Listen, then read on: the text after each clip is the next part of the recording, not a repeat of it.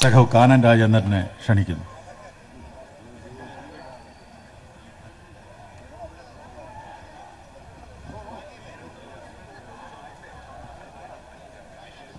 പ്രിയപ്പെട്ട യോഗാധ്യക്ഷൻ, ഈ വേദിയിലുള്ള ആദരണീയരായ ഇടതുപക്ഷ ജനാധിപത്യ മുന്നണി നേതാക്കന്മാരെ,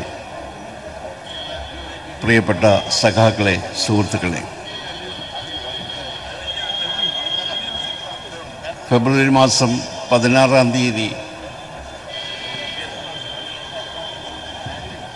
ആണ് മഞ്ചേശ്വരത്ത് നിന്ന് CPIM ജനറൽ സെക്രട്ടറി സഖാവ് സീതാറാം യെച്ചൂരി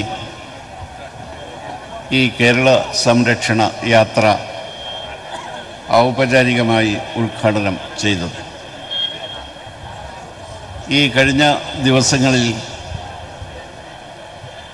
കേരളത്തിലെ 60 നിയോജക മണ്ഡലങ്ങളിൽ പര്യടനം നടത്തുക എന്നതായിരുന്നു ഞങ്ങളുടെ ലക്ഷ്യം. ഒരു ദിവസം കണ്ണൂർ ജില്ലയിലെ 4 പരിപാടികൾ മാറ്റിവെക്കേണ്ടി വന്നതൊഴിച്ച് ഞങ്ങളുടെ ലക്ഷ്യം ഞങ്ങൾ പൂർത്തിയാക്കി. ഈ ജാഥയിലുടനീളം നടന്ന സമ്മേളനങ്ങളിൽ ഏതാണ്ട് 5 ലക്ഷം പ്രവർത്തകരുമായി വർത്തമാനകാല രാഷ്ട്രീയത്തിൻ്റെ പ്രസക്തമായ പ്രശ്നങ്ങൾ ചർച്ച ചെയ്യുന്നതിന് ഞങ്ങൾക്ക് കഴിഞ്ഞു. അത് സമ്മേളനത്തിൽ പങ്കെടുത്ത LDF പ്രവർത്തകരാണെങ്കിൽ അതിനപ്പുറം ഒരു വലിയ ജനവിഭാഗത്തിലേക്ക് ഈ ജാഥയുടെ സന്ദേശം എത്തിക്കാൻ ഞങ്ങളുടെ വിനീതമായ പരിശ്രമങ്ങൾക്ക് കഴിഞ്ഞു എന്നാണ് ഞാനിവിടെ സൂചിപ്പിച്ചത്. കേന്ദ്രത്തിൽ അധികാരത്തിലിരിക്കുന്ന ഗവൺമെൻറ്റിൻ്റെ ജനവിരുദ്ധ നടപടികൾക്കെതിരെ, വാഗ്ദാന ലംഘനങ്ങൾക്കെതിരെ രാജ്യത്ത് വളരെ വലിയ പോരാട്ടങ്ങൾ വളർന്നു വരുന്ന സന്ദർഭത്തിലാണ് ആ സർക്കാരിൻ്റെ 5 വർഷക്കാലത്തെ ഭരണത്തെക്കുറിച്ച് ജനങ്ങളുമായി ആശയവിനിമയം നടത്താൻ ഞങ്ങൾ ഇറങ്ങി പുറപ്പെട്ടത്. സമസ്ത ജനങ്ങളും സർക്കാരിൻ്റെ നയങ്ങൾക്ക് അസംതൃപ്തി രേഖപ്പെടുത്തുന്ന ഒരു കാലമാണ്. ഒരു ഭാഗത്ത് നരേന്ദ്രമോദിയും അദ്ദേഹത്തിൻ്റെ സർക്കാരും,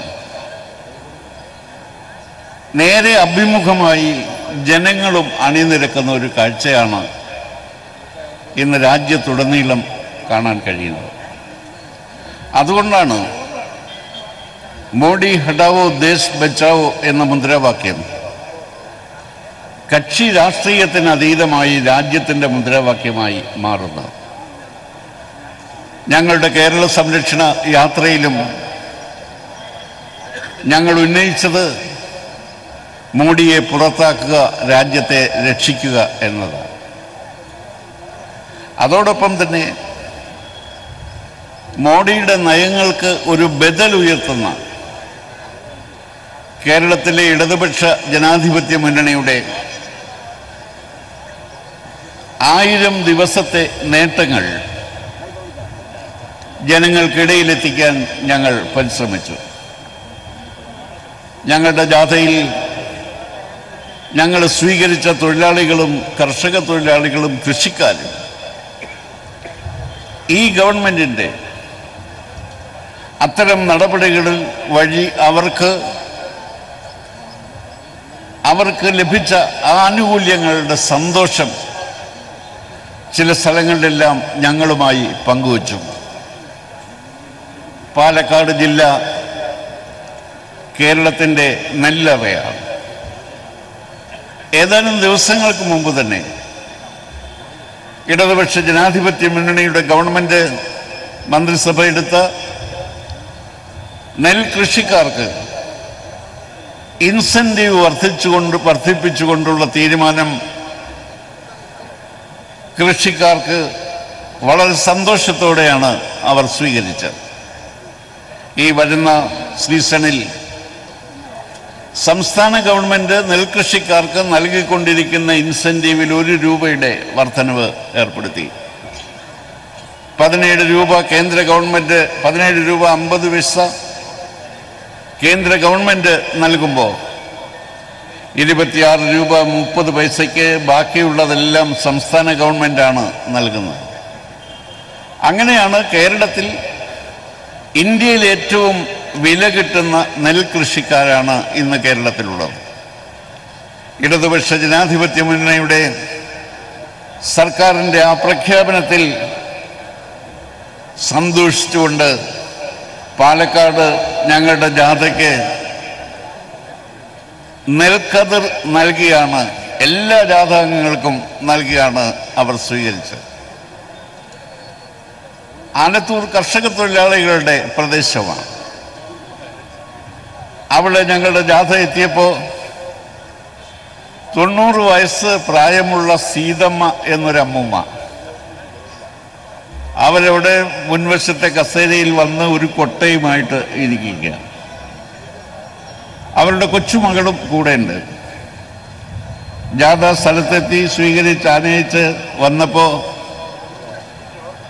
ആ ഒരു കൊട്ട മധുര പലഹാരങ്ങൾ ഞങ്ങൾ ജാഥാംഗങ്ങളെ ഏൽപ്പിച്ചു. എന്താണ് ഇതിൻ്റെ കാര്യം എന്ന് ചോദിച്ചപ്പോൾ 600 രൂപ ഉണ്ടായിരുന്ന കർഷക തൊഴിലാളി പെൻഷൻ 1200 രൂപയാക്കി അതിപ്പോൾ അഡ്വാൻസായിട്ട് തരാൻ പോകുന്നു എന്ന് കേട്ടു. അതിൻ്റെ സന്തോഷത്തിനാണ് എന്ന് പറഞ്ഞു. അതുകൊണ്ട് ഈ ക്ലേശകരമായ കാലാവസ്ഥ ഒക്കെ അവഗണിച്ചുകൊണ്ട് ഇടതുപക്ഷ ജനാധിപത്യ മുന്നണി കേരളത്തിൽ നടത്തിയ ഈ വലിയ കേരള രക്ഷാ യാത്രയ്ക്ക് അവരുടെ എല്ലാം മനസ്സും നമ്മോടൊപ്പമുണ്ട് എന്ന് പറയുന്ന വലിയ പിന്തുണയാണ് ഈ സ്വീകരണ സമ്മേളനങ്ങൾ ഈ ജാഥയ്ക്ക് നൽകിയത്. ഇത് തന്നെയായിരിക്കും 14-ാം തീയതി തിരുവനന്തപുരത്ത് നിന്ന് പ്രയാണം ആരംഭിച്ച സഖാവ് കോടിയേരി ബാലകൃഷ്ണൻ നേതൃത്വം നൽകുന്ന ജാഥയ്ക്കും എന്നാണ് എനിക്ക് തോന്നുന്നത്. അദ്ദേഹം അത് വിശദീകരിക്കും. എന്തായിരുന്നാലും വിശ്വാസത്തിൻ്റെയും അവിശ്വാസത്തിൻ്റെയും ഒന്നും പേര് പറഞ്ഞ് കേരളത്തിൽ ജനങ്ങളെ ഭിന്നിപ്പിക്കാൻ കഴിയുകയില്ല. കേരളത്തിൻ്റെ മതേതര മനസ്സിനെ വർഗീയമാക്കി മാറ്റാൻ സംഘപരിവാറിന് കഴിയുകയില്ല എന്ന് തെളിയിച്ചു ഈ കേരള സംരക്ഷണ യാത്ര. ഇവിടെ സൂചിപ്പിച്ചതുപോലെ നടന്ന യാത്രകളിൽ അതിനെല്ലാം ജനങ്ങൾ അവഗണിച്ചപ്പോൾ ഇടതുപക്ഷ ജനാധിപത്യ മുന്നണിയുടെ കേരള സംരക്ഷണ യാത്രയെ കേരളത്തിലെ ജനങ്ങൾ 2 കൈയും നീട്ടി സ്വീകരിച്ച അനുഭവമാണ് ഞങ്ങളുടെ ജാഥ പര്യടനം ചെയ്ത എല്ലാ മേഖലയിലും ഉള്ളത്. ഇനിയിപ്പോൾ BJPയുടെ ജാഥ വരാൻ പോകുന്നുണ്ട്. 1ഉം 2ഉം ജാഥയൊന്നും പോരാ BJPക്ക്. അവരുടെ നേതാക്കന്മാരെ എല്ലാം തൃപ്തിപ്പെടുത്തണമെങ്കിൽ 4 ജാഥയെങ്കിലും നടത്തണം എന്നുള്ളത് കൊണ്ട് മേഖലാ ജാഥകളാണ് അവർ പ്ലാൻ ചെയ്തിട്ടുള്ളത്. നരേന്ദ്രമോദി സർക്കാരിൻ്റെ നയങ്ങളെ തുറന്നു കാണിച്ചുകൊണ്ട് ഇടതുപക്ഷ ജനാധിപത്യ മുന്നണി സർക്കാരിൻ്റെ ബദൽ നയങ്ങളും നേട്ടങ്ങളും എടുത്തു കാണിച്ചുകൊണ്ടും കഴിഞ്ഞ ദിവസം നടത്തിയ ഈ പര്യടന പരിപാടിയിൽ അതിൻ്റെ സമാപനം കുറിച്ചുകൊണ്ട് ഇന്ന് തൃശ്ശൂരിൽ നടക്കുന്ന ഈ റാലിയിലും പങ്കെടുത്ത എല്ലാ ഇടതുപക്ഷ ജനാധിപത്യ മുന്നണി അനുഭാവികളെയും മുന്നണിയെ പിന്തുണയ്ക്കുന്നവരുടെയും എല്ലാം കേരള സംരക്ഷണ യാത്രയുടെ പേരിൽ അഭിവാദ്യം ചെയ്തുകൊണ്ട് എൻ്റെ നന്ദിയും കടപ്പാടും അറിയിക്കട്ടെ. നന്ദി, നമസ്കാരം.